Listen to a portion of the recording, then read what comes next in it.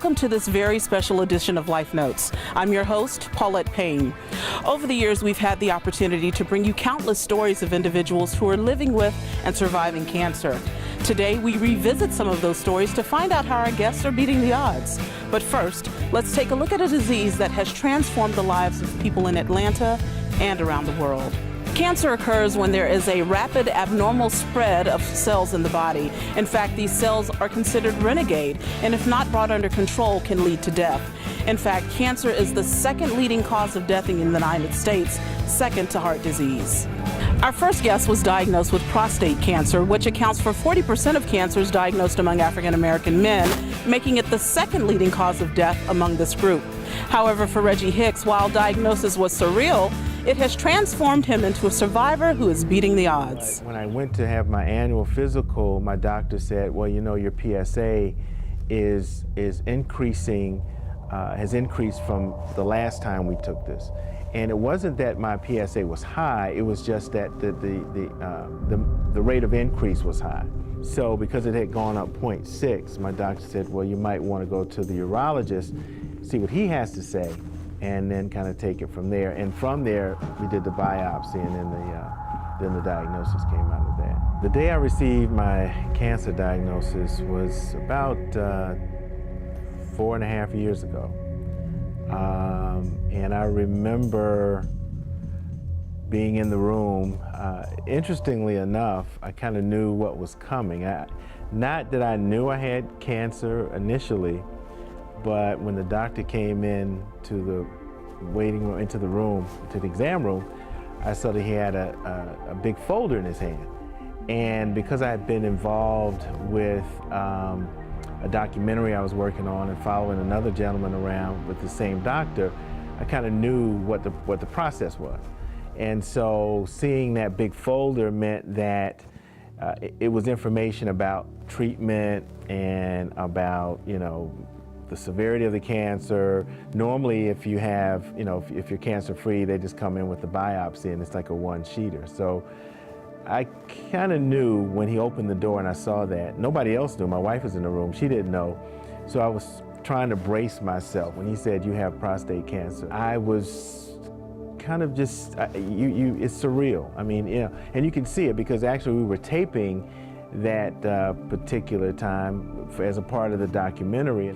And when I looked back on what we taped, I could see visibly in my face how my countenance changed, how everything in my face changed when those words were said. And it's interesting because I thought I was holding out pretty well. I thought I was taking it. You know, I was like, okay, I'm ready for this. I know that if it's prostate cancer and if it's detected early, I have an opportunity to beat this. I don't have to really worry. But when a doctor says you have cancer, you could see it on my face. I was really surprised when I saw that, how just everything changed from that moment on. I realized that there was going to be a journey, that I was getting ready to start my own journey. And so you kind of think back as to what you know, where do I start? And how severe is it? And how will that affect, you know, my marriage and my lifestyle? And so you go through all those progressions of things. And again, is, you know, can I beat this? I mean, is it going to be severe enough that it's going to be a struggle for me in a life and death situation? So you have all of those things coming at you at the same time. And it's a little bit of a, you know, confusion. It's sort of like somebody hitting you in the face and you kind of sitting back going, oh, okay, I just got hit in the face, you know, because at first you don't feel it, you don't see it coming, and then it hits you, and you sort of take it all in. The reality of 1 out of 4 African American men will contract the disease at some point in their life really came home, because here I was doing a documentary about someone with prostate cancer and ended up being diagnosed myself. I think my experience with the documentary, his passing really, you know, brought home the fact that this disease still kills men, and it kills more African American men. It's changed me in that, you know, if you see something that you need to talk about, that you need to change, that we all have that in us to do those things, that we you know, we can make change. I'm beating the odds just just every day. I think keeping track of my PSA, staying healthy, also letting other people know about this disease, because all of that is connected. You know, the joy I get out of being an advocate, and I think that each and every day that I'm here and able to do that, and able to be an advocate, and able to talk to men about this disease and help them to affect some change, I feel like I'm beating the odds, not just for myself, but for them as well. I'm just blessed to be here and to continue to be cancer-free.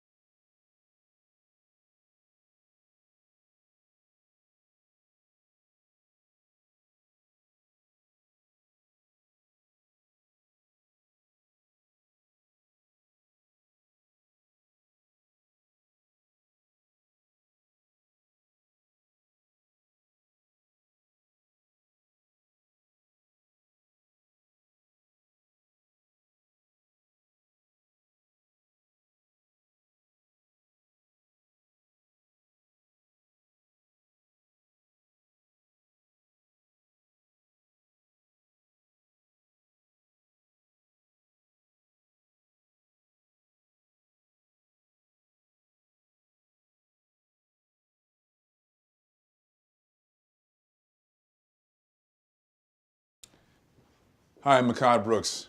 I play wide receiver Terrence King on USA Network's Necessary Roughness. Let's talk about a game that you don't want to play.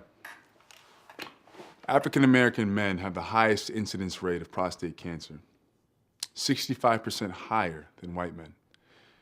Even worse, we have the lowest survival rate. In fact, we are 2 to 3 times more likely to die of the disease than most Americans. It's time to go on the defensive. See your doctor. Schedule your PSA screening and your prostate exam. It could save your life, save my dad's. And that's exactly what the researchers at Clark Atlanta University Center for Cancer Research and Therapeutic Development are working to do daily. Now it's time for you to join the team. Get it done. What does it take to start something? A little time. A little exercise. A little laugh. A little adventure. A little help. That's all it takes to make a big impact.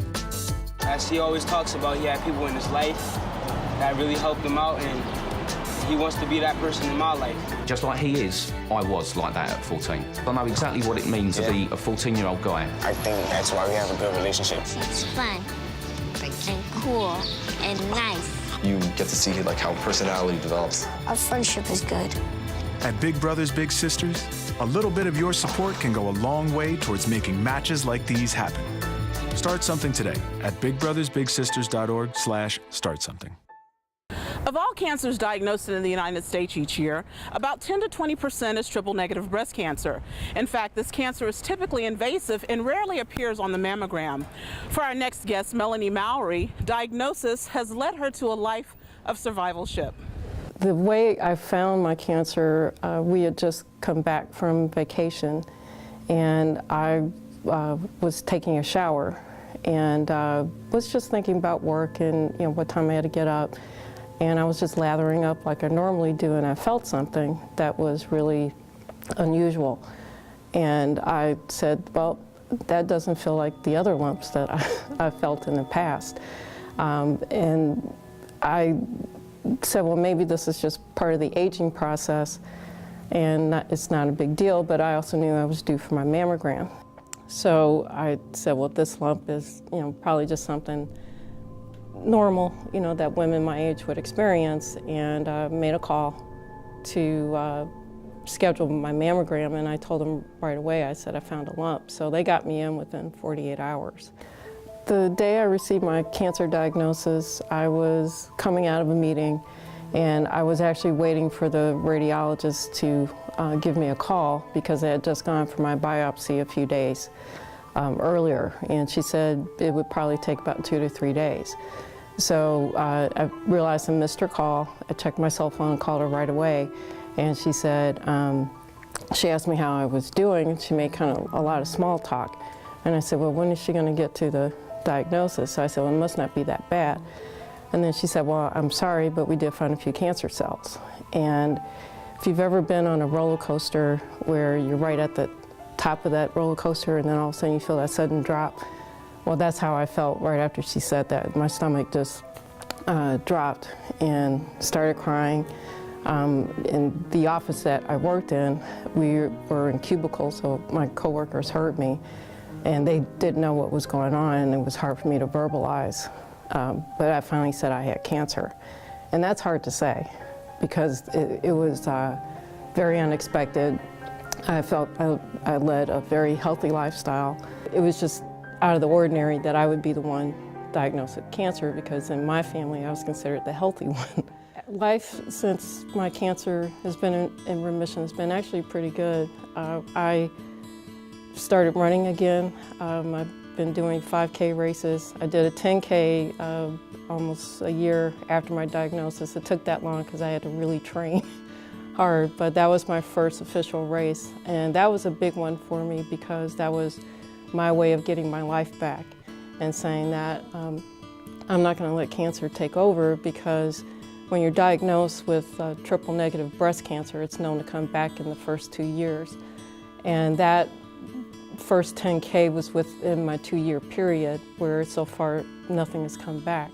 So now I'm in my 4th year of remission and I'm taking more chances with life. So we took a trip to Hawaii where we took a helicopter ride to view the mountains in Hawaii. Now normally I wouldn't get in a helicopter and I would say, you know, you have a nice time, let me know how it is.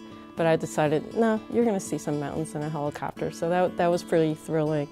And then we spent New Year's Eve in Las Vegas atop of the Paris Hotel in their Eiffel Tower, and we had a bird's eye view of the Strip. So that was a great way to bring in the new year. So I'm doing a lot of things that I probably never thought I would actually do, and I'm enjoying them, and most importantly, I value my time. I would not say being diagnosed with cancer is not the best thing that's ever happened to me, but it also opens your eyes to how short life is, how some of the things that used to bother you are pretty trivial when you go through a diagnosis like that and when you go through treatment. And then the outreach that you want to do for other patients is even more critical because I remembered I struggled finding someone that actually had been diagnosed with triple negative, and then when I did finally find someone through my current survivor group, I just held on to her for dear life because I said every time I called her, that was a sign to me that I was going to survive because as long as she was alive, I knew I would be alive. I would tell women in general or those who are at a high risk of breast cancer is get your mammograms and also make sure you do your self-checks. I think there's an assumption among women, especially younger women, who may be a part of a family that has a history of diagnosis, that because of their age or their fitness level, that cancer will never impact them. I always tell women in general, don't assume that you are above cancer, but you can get ahead by staying on top of your mammograms and definitely doing your monthly self-checks. And that's especially critical if you do have a family history of breast cancer. So the sooner you can start it, the sooner you can beat it, because time is your friend when you find cancer early. I've been in remission since October of 2010. They say you're a survivor the minute you're diagnosed. So I'm now going to my fourth year of remission. When I hit 5 years, you won't find me because I'll be back in Vegas or on top of a mountain in Hawaii, just really celebrating and also hopefully renewing my wedding vows. And what it's taught me is, again, value family, value friends, but most importantly, value your time. You're not above losing time in your life when you waste it on small things that really don't matter. What matters is in your life is having family, friends, and most importantly, love. Melanie Mowry is beating the odds by being healthier than what she was even before, being mentally healthier than what I was before, and not thinking that I'm above getting sick anymore, and that I am acutely aware of how my body feels at all times. I stay on top of news about breast cancer.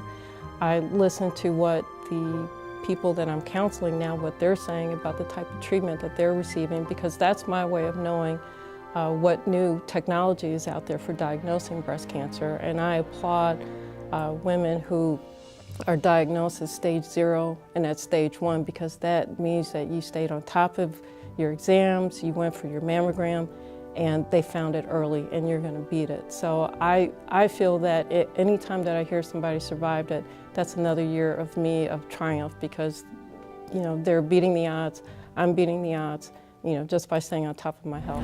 Though breast cancer is most common among women, men can develop it too. Our next guest, Eric Weir, feels fortunate to have found his disease early and attributes his success to a life of prayer, meditation, and service.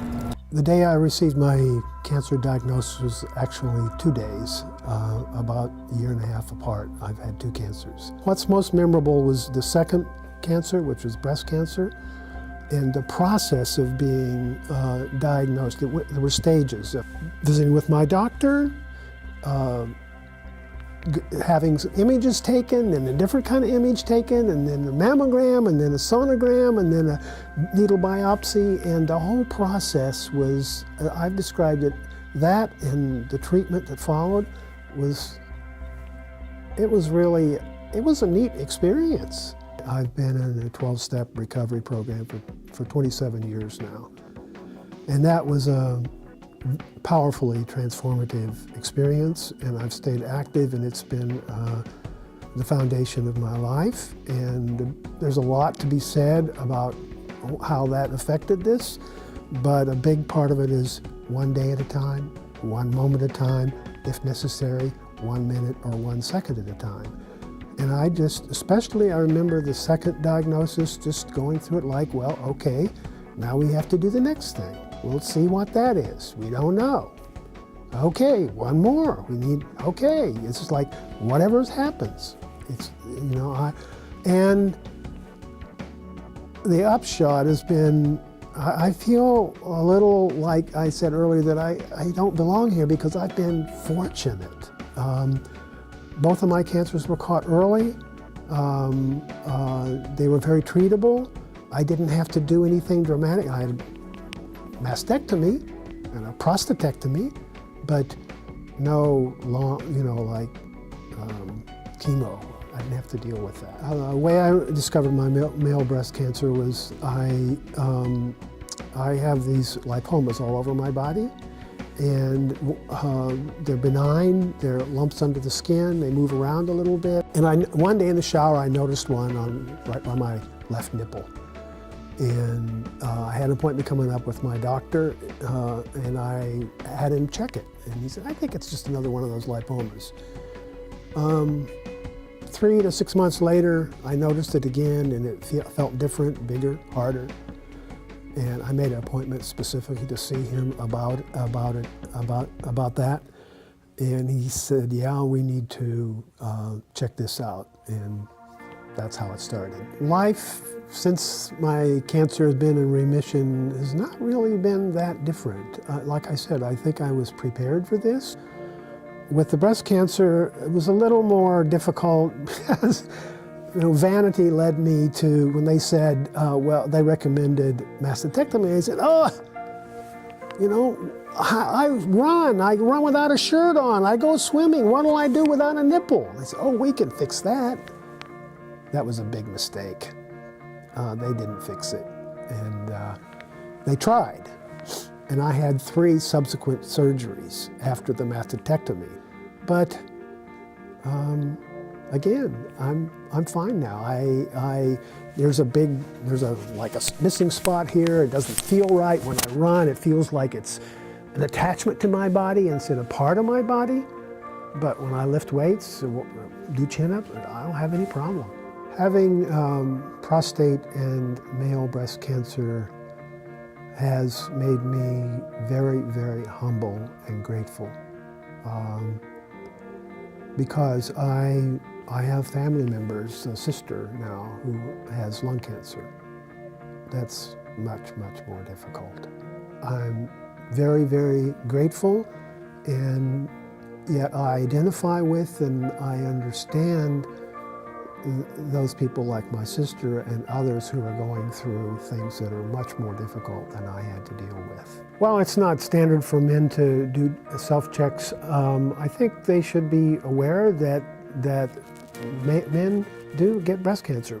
Many men do not, many women do not know that. It's rare, but it does happen. So I don't hide the fact. I'm not ashamed of talking about it. I don't brag about it either. But I make it known that I've had this, and when I hear it mentioned, yeah, me too, or what, so, and I just, try to make men conscious of the fact first that they can get it too, and they ought to be aware. I am beating the odds by staying centered in that 12-step program.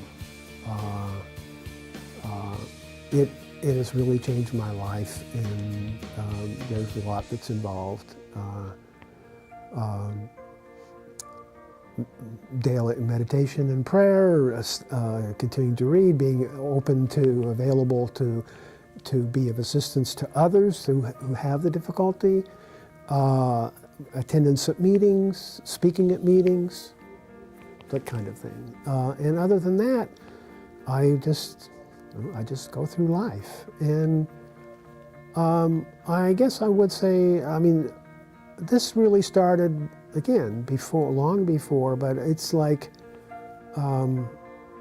life is short. Don't waste it. Breast cancer in men is rare. In fact, it only accounts for about 1% of all breast cancers diagnosed in the United States. And while mammograms are not required, experts do advise that men become familiar with their breasts.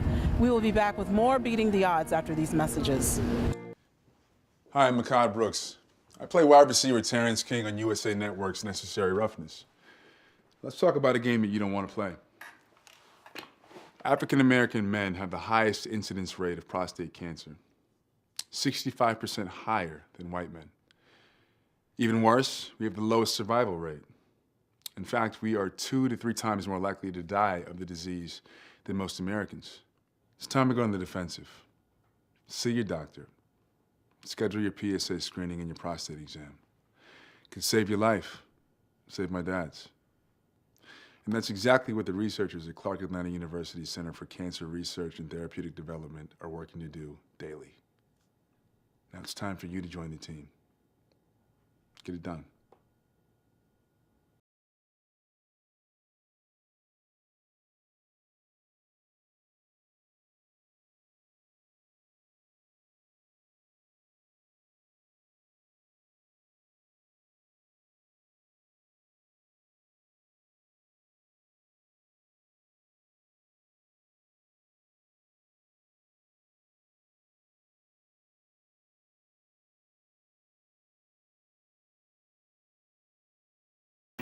Hello, I am Vanessa Moore, head coach of the Panthers women's basketball team at Clark Atlanta University. As a coach, I put a lot of hard work in building a championship team, and I love coaching college basketball because there is nothing better than our wonderful fans who cheer on the Panthers. Together we make a winning team. We can be a winning team off the court too. Today we speak to the men in our lives about prostate cancer and the importance of getting screened. Did you know prostate cancer is the second leading cause of death among men? African American men are twice as likely to die from prostate cancer as Caucasian men. Often there are no noticeable symptoms of prostate cancer while it's still in the early stages. 95% of prostate cancer can be cured if detected and treated at an early stage. There will be over 250,000 newly diagnosed cases of prostate cancer this year. If you are male over the age of 40 or have a family history of prostate cancer, call your doctor to request a checkup. Encourage the men in your life to get screened for prostate cancer today. Screening for prostate cancer saves lives.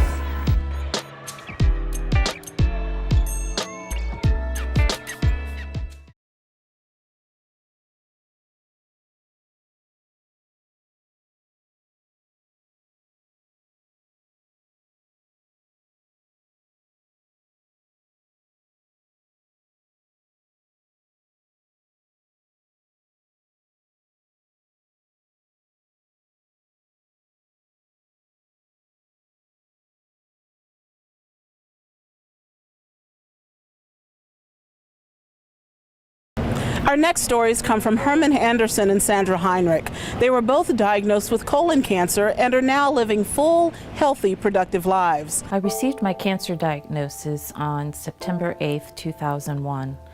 And the day before, I had lost a lot of blood in a bowel movement. And I went to the doctor the next day, and they did a colonoscopy, and they found out that's when I had colon cancer. The word cancer scares everybody, and it scared me. Just it scares, as they say, the daylights out of me. I thought this is the end of my life, and at the time I was actually 62. And I had lived my life with long-range plans, and I mean, for someone to tell me at 62 that I had cancer wasn't part of my plan. At that time, my world was just spinning. It's just very surreal, but I knew in my heart that if, God healed me to stay here on this earth, to be with my family, that would be great, but if he took me home to be with him, I knew everything was going to be okay either way. But it's just to hear that word, it's just, there's no words to explain it. What receiving that news did to me is what my pastor has several sermons. I've been going to him several years. And one of them that I remember is when the bottom falls out in your life.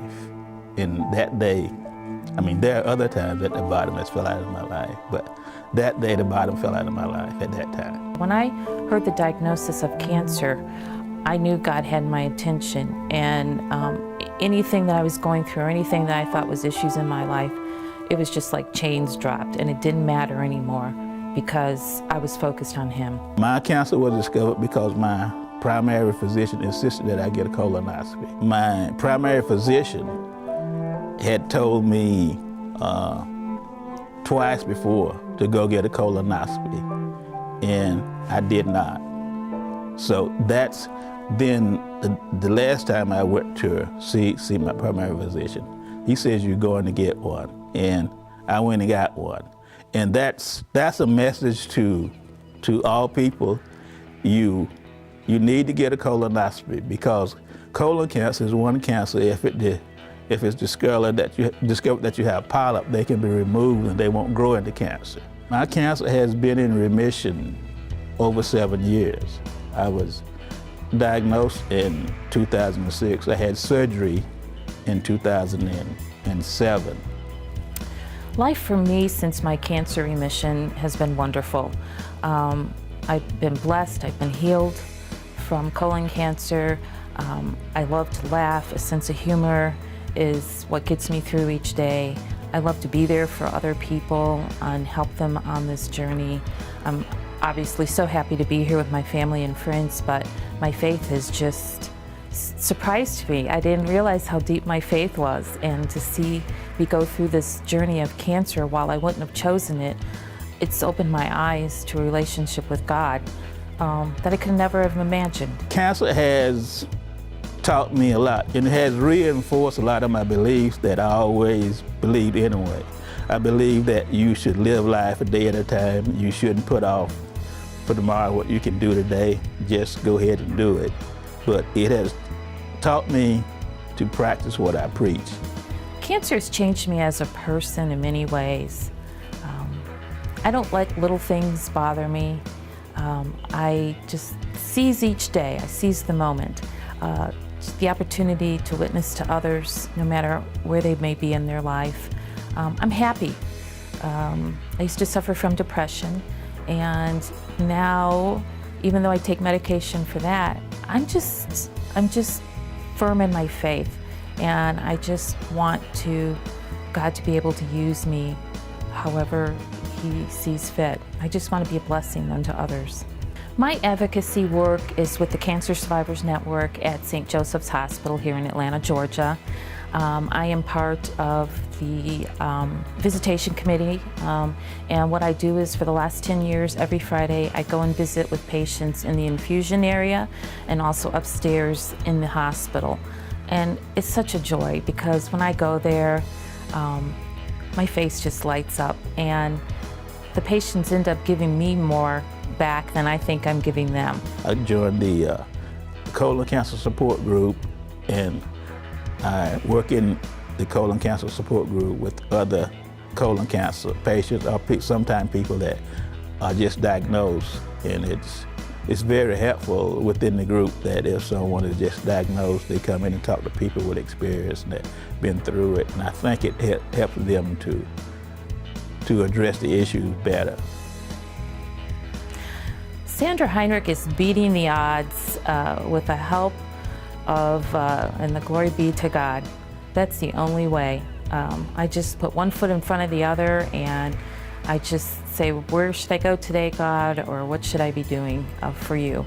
And through the Cancer Survivors Network and through neighbors and friends that maybe call me and want me to be there for others, I am glad to do that. And laughter is, sense of humor is my secret sauce.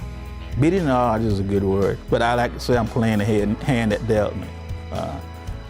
I was diagnosed with colon cancer and heart disease, and actually, I think I'm in better health now than I was when I was diagnosed. And I'm enjoying life. So I feel like I'm blessed, and that's why I give back. Sandra and George both agree that screenings are critical to early detection, so be sure to talk to your doctor about what screening option is best for you. We now take a look at blood cancer. Each year, more than 100,000 people are diagnosed with this disease each year, resulting in more than 50,000 deaths. Our next guest, George Harris, is beating the odds and inspiring others. The date I received my cancer diagnosis was actually two dates. I received a preliminary diagnosis in November of 2007, and I received my actual diagnosis in December of 2007. I experienced a number of symptoms that I assumed for a number of months were anything from a hernia to acid reflux. And finally, when I started to have trouble breathing, that's when I really went to a doctor and said, I'm having trouble breathing, and they took an x-ray. And that's when I was initially told that it's either you have carcinoma or you have lymphoma. And I went into the hospital in December of 2007 for biopsy and some further tests. And at that point, that's when they gave me the final diagnosis that I had non-Hodgkin's lymphoma. At that moment when I received my diagnosis, a range of emotions went through my head. In my mind, as a man, as a husband, as a father, I felt like I had let my family down, that I wasn't supposed to get sick. It's not supposed to happen to me when I have a wife and I have two young children, that I should be here for them. And I wasn't thinking anything other than, I let them down. Again, I was 34 years old, and I was not expecting to be diagnosed with cancer at that age or period. And so there was a bit of shock, disbelief, and then finally, I guess you kind of go through those periods where you get the shock, disbelief, and you accept it, and then you decide that you're going to deal with the situation. That cancer diagnosis it was really an eye-opening event for me, in that I learned that at the end of the day, your family is really all you have. With my wife, it was eye-opening for us in that she started to understand kind of the male dynamic, in that cancer, even though I am a survivor, there are long-term side effects, and cancer changes your life. And so you go through those changes, and having someone there who's willing to sit down and understand and work with you and help guide you through your own emotional roller coasters and accepting the changes that have come come along with it, and then growing together. I mean, it's I guess you could say it's a really beautiful thing to see at the end of the day how your family is about caring for each other and really nothing more. I have been in remission since June of 2008, so I've officially entered my 5-year period where essentially my doctors said that I'm cured. As a matter of fact, I saw my oncologist back in November of 2013, and at that point he said, "You're basically free to go. You don't have to come back again." And I told him that I don't want to see him again, with all due respect. And in terms of life for me after my diagnosis and now being in remission, I would have to say that I have learned to accept and embrace and really enjoy life and not get caught up in those things that at the end of the day are not really important. After my initial remission, I was really looking for ways to give back. And I found out about a hospice right behind Turner Field. It's called Our Lady of Perpetual Help. And Our Lady of Perpetual Help is actually a hospice for indigent cancer patients. And I began to volunteer there once a week, and I would go there and I would spend time with cancer patients who, in some cases, they had no family, and they were basically had terminal diagnoses. And in some cases, I would be there with them. In some cases, until our last day here. In some cases, I would just spend time with them. Cancer has taught me a number of things. In many cases, sometimes your gut instinct is telling you things that we ignore because we're so busy trying to silence that quietness or what that inner voice is telling us, because we're running around doing so many different things. But if you just center yourself and just listen, you'll tell yourself what you should do, and you should pay attention and not ignore that. George is beating the odds by taking advantage of all the opportunities that he gets, by listening to his inner voice, by being focused on prayer and reading the Bible every day and learning something new that I can apply to my life, and then also any opportunity that I can help someone and not receive any compensation for it. I try to take advantage of that, because at the end of the day, to me, it's very fulfilling to be able to share my knowledge and experience and help someone else grow, because it helps me grow as well. George's story of service and advocacy has been an inspiration for us all. In fact, we hope you've been inspired by all of our guests today. On behalf of the CCRTD, thank you for joining us for this very special edition of Life Notes. We hope it has inspired you in a meaningful and helpful way. We'll see you next time on Life Notes. To learn more about the CCRTD and the services they offer, please contact us at 404-880-6878 or via email at www.ccrtd.cau.edu.